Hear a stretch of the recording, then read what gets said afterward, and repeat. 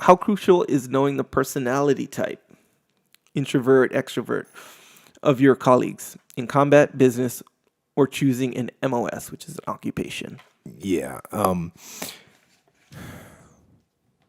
How crucial is it to know the personalities of people? It's really crucial. Knowing and understanding people is critical in every aspect of life. And that being said, the most important part of knowing people is knowing that you really can't know people, not 100%. And I hear people talk about like personality types, and there's these tests and these categories and stuff like that. And honestly, I've never been familiar with that. But you can put people in different categories. But for me, when you put a person in a category by themselves, right, that's only 50% of the situation. The other 50% is the other people that they're working with.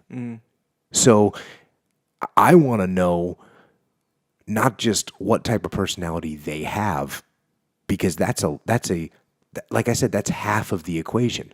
The other half is how do they interact with other people and other people's personalities? How do they handle slackers? How do they handle overachievers? How do they handle loudmouths? How do they handle submissive people? How do they handle aggressive people? Those are all different personality traits. I want to see how people are going to handle other personalities. And then I want to also know how they're going to handle certain situations.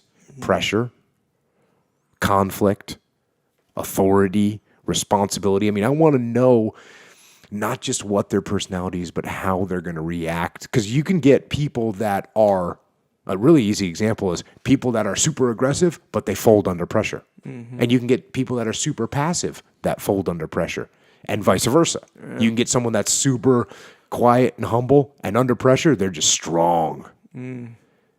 So that's what I want to know. I don't care what kind of personality you have. I mean, I do to an extent, but I want to know how it interoperates with the world, with the people, and with the situations that you're going to face. And how do you do that? You do that by observing them while they're dealing with other people and while they're dealing with pressure situations. That's just a reality. Yeah.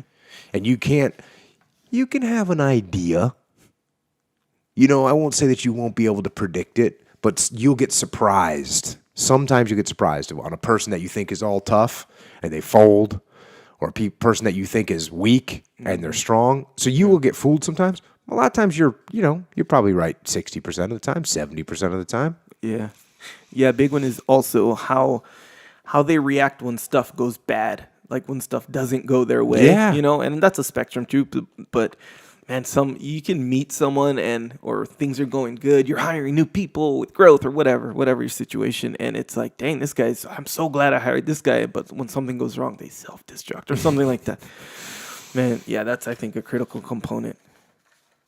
And so I got, the simple answer is that there's so many different variables, so many different nuances, that what you want to do is you want to know your people. Yeah.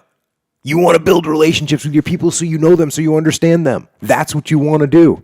Yep. The R word, relationships. Yeah, that's what you need.